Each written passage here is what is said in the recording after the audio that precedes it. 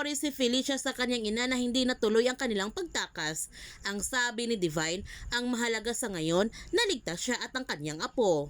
Itinapon ni Jaime ang lahat ng kanilang litrato ni Rafael dahil ayaw niya itong makita.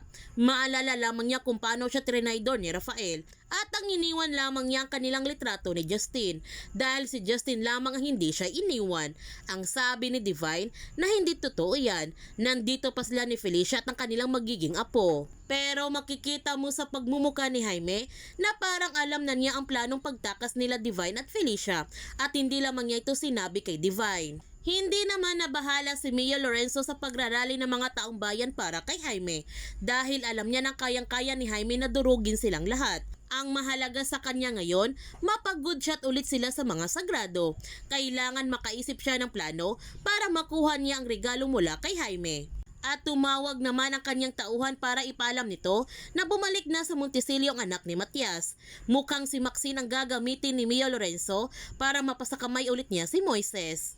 Pumunta si Lazar sa burol ni Mang Istong at nagbigay din siya ng kunting tulong para kay Grace.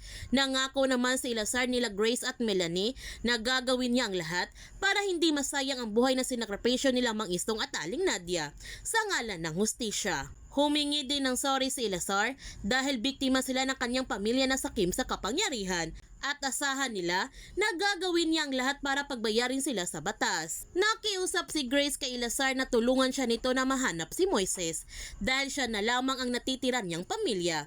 Ang sabi ni Lazar na gagawin niya ang lahat para mahanap si Moises. Samantala, napaginipan naman ni Grace ang kanyang ama at sinabihan siya nito na kahit kailan hindi sila pinabayaan ng Panginoon at huwag siyang panghinaan ng loob at kailangan siya ngayon ni Moises. Nang dahil sa panaginip ni Grace, babangon ulit siya at lalaban upang makamit niya ang hustisya para sa kanyang pamilya. Habang si Moises, buo na kanyang desisyon. Maghihiganti na siya sa lahat ng gumawa sa kanyang pamilya. Pagbabayarin niya ito ng malaki.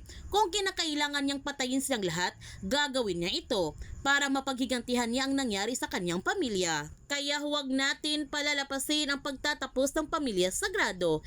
Kung bago ka pa channel ko, don't forget to like, subscribe, and click notification bell para palagi kang updated sa mga videos in-upload ko. Thank you for watching and God bless to everyone.